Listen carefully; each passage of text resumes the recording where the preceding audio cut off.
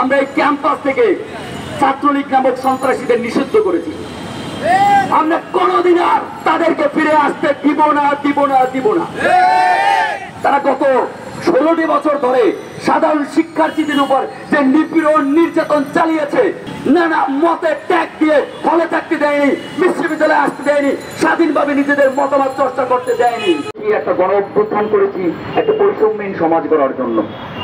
আমি দেখেছি এর পূর্বে এই বাংলাদেশে এই দাবিতে এই ক্যাম্পাসে ট্যাগিং সংস্কৃতি ছিল। আমরা কোনো কথা বললে, আমরা কোনো স্রোতের বিপরীতে যদি আমাদের চিন্তা প্রকাশ করি তাহলে আমাদের ট্যাগিং দিয়ে হতো।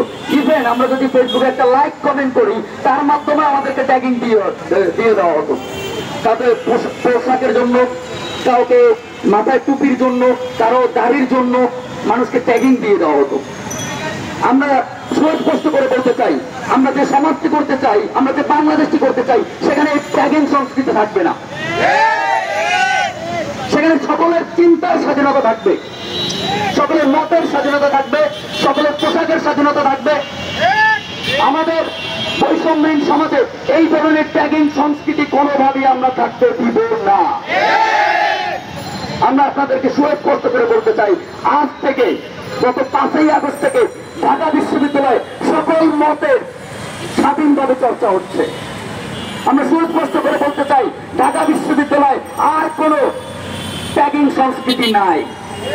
আমরা এই ধারাটা বজায় রাখতে চাই। আপনাদের সহযোগিতার জন্য আমাদের কাম্য।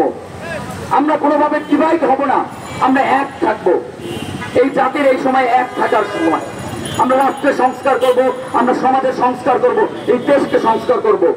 আমাদের বিভক্ত হওয়া যাবে না কোনোভাবেই, নানা দলে নানা মতে বিভক্ত হওয়া যাবে না। আমাদের মত থাকতেই পারে, কিন্তু আমরা দেশের প্রশ্নে সবাই এক। দেশের প্রশ্নে আমাদের সবাইকে একসাথে দাঁড়াতে হবে। কোনোভাবেই যেন এই বাংলাদেশে আর কখনো কোনো ফ্যাসিস্ট সরকার, কোনো ফ্যাসিস্ট কাঠামো, কোনো ফ্যাসিবাদ ফিরে না আসতে না পারে। আমরা দেশকে এমন ভাবে গড়ে তুলবো, এমন ভাবে দেশকে সংস্কার করব, এমন ভাবে দেশের প্রত্যেকটি সিস্টেমকে সংস্কার করব, যাতে কোনোভাবে ওই সন্ত্রাসীরা, ওই ট্যাগিংবাদীরা আর কোনোদিন ফিরে না আসতে পারে। আমরা এই ক্যাম্পাস থেকে ছাত্রলীগ নামক সন্ত্রাসীদের নিষিদ্ধ করেছি। আমরা কোনোদিন আর তাদেরকে ফিরে আসতে দিব না, দিব না, দিব না। তারা গত 16টি বছর ধরে সাধারণ শিক্ষার্থীদের উপর যে নিপীড়ন নির্যাতন চালিয়েছে, নানা মতে ট্যাগ দিয়ে হলে থাকতে দেয়নি, বিশ্ববিদ্যালয়ে আসতে দেয়নি, স্বাধীনভাবে নিজেদের মতামত চর্চা করতে দেয়নি। আমরা ওদেরকে সুস্পষ্ট ভাবে জানিয়ে দিতে চাই, আজকের পর থেকে এই ক্যাম্পাসে তোমাদের স্থান হবে না, হবে না, হবে না। আমার ক্যাম্পাস আজ থেকে স্বাধীন।